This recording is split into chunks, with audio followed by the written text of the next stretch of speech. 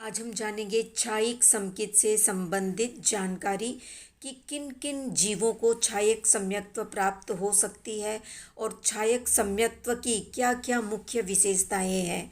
क्या छायक सम्यक्त्व मिलने के बाद एक जन्म के भीतर भीतर मोक्ष हो जाता है, इन सब के बारे में जानेंगे आज की इस वीडियो में।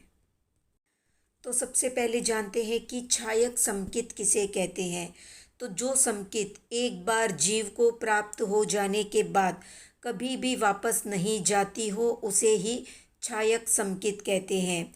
अनंतानुबंधी क्रोध, मान, माया, लोभ और दर्शन त्रिक यानी सम्यक्त्व मोहनीय, मिथ्यात्व मोहनीय और मिश्र मोहनीय, इन 7 प्रकृतियों का पूरी तरह से क्षय होने पर जो आत्मिक श्रद्धा जीव को प्राप्त होती है उसे ही छायक समकित कहते हैं।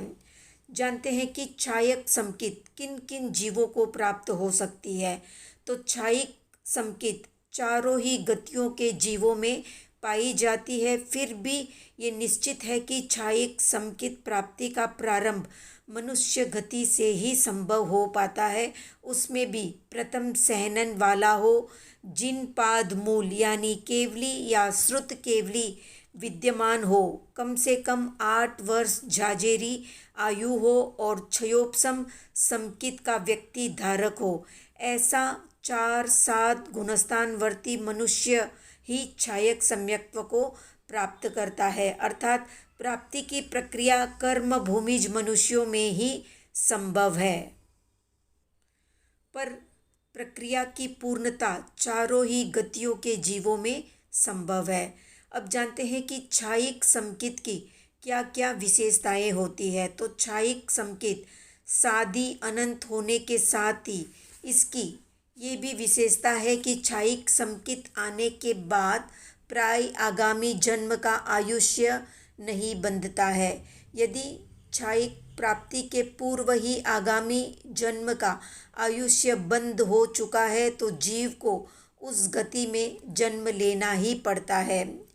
छायक समकित प्राप्त करने वाला अबद्धायु होने पर नियम से उसी भव में मोक्ष को प्राप्त कर लेता है, पर इसका एक अपवाद ये भी है कि तीर्थंकर नाम कर्म बांधने वाले छायक सम्यक दृष्टि के देव आयु का बंध हो सकता है। यदि बद्ध आयु हो तो 3 या फिर 4 भव से अधिक नहीं करता है वो व्यक्ति। 3 भव में वर्तमान का मनुष्य भव, अगला नारकी या देवता का भव और तीसरा मनुष्य भव।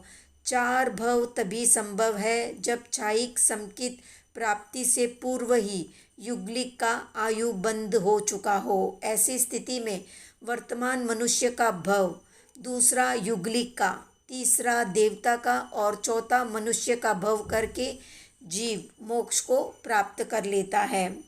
छायक समकित चौथे से 14वें गुणस्थान तक और सिद्धावस्था में भी पाई जाती है। छायक समकित की प्राप्ति की आदि तो है पर अंत नहीं होता है। इस कारण छायक समकित की स्थिति सादी अनंत कहलाती है। अब जानते हैं कि क्या अनादि मिथ्या दृष्टि छायक सम्यक्त्व को प्राप्त कर सकता है। तो इसका जवाब है नहीं। अनादि मिथ्या दृष्टि प्रथम बार उपसम समकित या सिद्धांत के मत के अनुसार उपसम या क्षयोपम दोनों में से कोई एक समकित को प्राप्त करता है।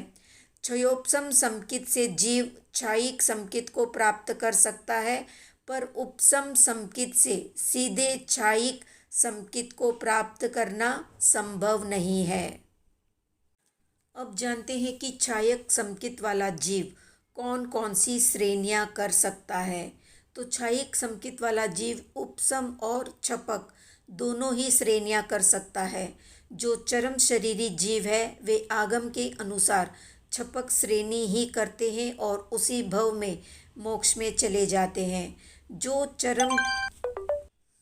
जो चरम शरीरी न होकर वैमानिक देवलोक के बद्धायु वाले होते हैं वे उपसम श्रेणी कर सकते हैं। यदि वे उपसम श्रेणी के गुणस्थान यानी 8 से 11 तक में काल कर जाते हैं या मृत्यु को प्राप्त हो जाते हैं तो 5 अनुत्तर विमान में देव रूप में उत्पन्न होते हैं। तो ये थी क्षयिक समकित से संबंधित संक्षिप्त जानकारी। कितने लोग क्षयोपशम समकित और उपशम समकित के बारे में जानना चाहते हैं, कमेंट में बताएं। वीडियो पसंद आया तो लाइक शेयर सब्सक्राइब करें।